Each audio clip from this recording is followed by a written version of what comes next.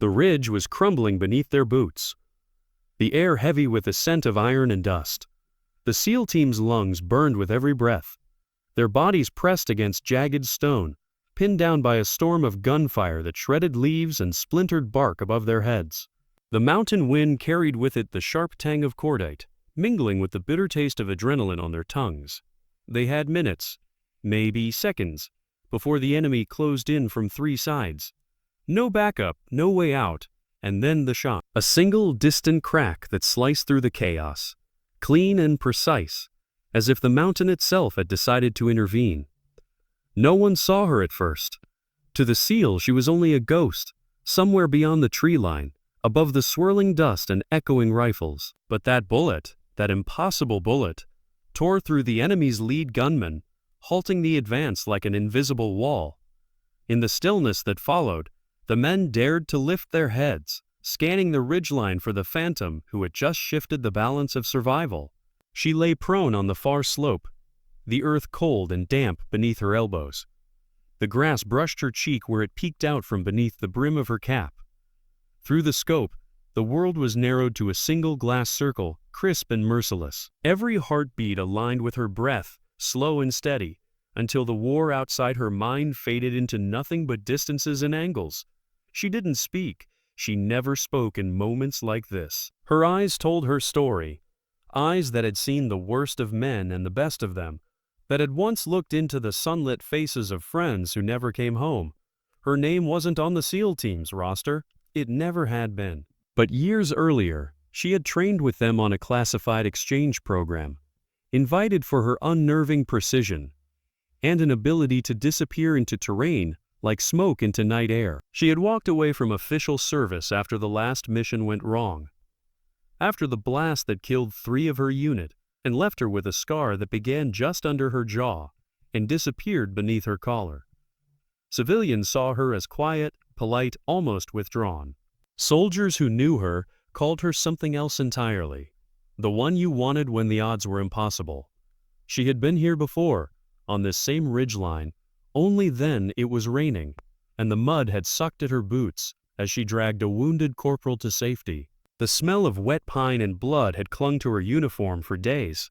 That memory lingered now, uninvited, as she adjusted her rifle, tracking a shadow moving toward the trapped SEAL. She counted the seconds between each heartbeat, each breath a soft metronome of survival. Down below, the team's leader, a man who had once scoffed at the idea of a foreign sniper besting his men in training, felt the weight of her presence without needing to see her. The silence between the shots was a language only the trained understood. Each crack from her rifle was a syllable, each kill a word, spelling out the same unshakable truth. Someone out there had just made their fight hers. The enemy shifted tactics, trying to flank her position, but she had anticipated it hours ago. When she studied the valley through binoculars from the bed of a dusty pickup, she'd seen the terrain for what it was, a chessboard tilted in her favor if she played patient. Her fingers were steady on the trigger, her pulse calm, her thoughts unclouded. It wasn't just skill that made her deadly, it was restraint. She never fired unless the shot meant something, unless it turned the tide. The team below didn't see the man who had been creeping toward their rear, rifle raised. They didn't hear the muffled exhale that accompanied the shot that dropped him. Before his finger could pull the trigger, the SEAL, now emboldened, began to push forward. The air filled with short, controlled bursts of fire from their carbines, moving in rhythm with her single, deliberate shots. She never spoke into their comms, never acknowledged their presence. She was not there for credit. She was there for the promise she had made to herself years ago, that no one under her watch would fall the way her friends had. One of the younger SEAL caught a glimpse of her between the trees, just long enough to see the flash of the American flag patch on her shoulder and the faint glint of clear ballistic glasses in the sun. She was no specter. She was flesh and bone, a soldier who had chosen to stand outside the lines but still answer the call when the world tipped too far toward darkness. The battle broke in a sudden, sharp collapse. Enemy positions fell silent one after another, until the mountain returned to the low hum of wind and rustling leaves. The SEAL regrouped, gathering in a loose circle where minutes before they had been trapped. They looked to the ridgeline where she had been, but she was already gone, leaving only the flattened grass and a faint trail through the brush.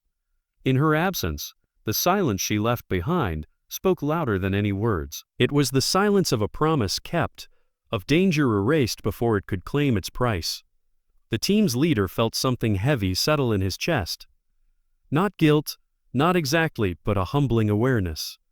He had underestimated her once, he never would again. Back in the village at the foot of the mountain, she walked through narrow streets where children played in the dust. No one there knew what had just happened.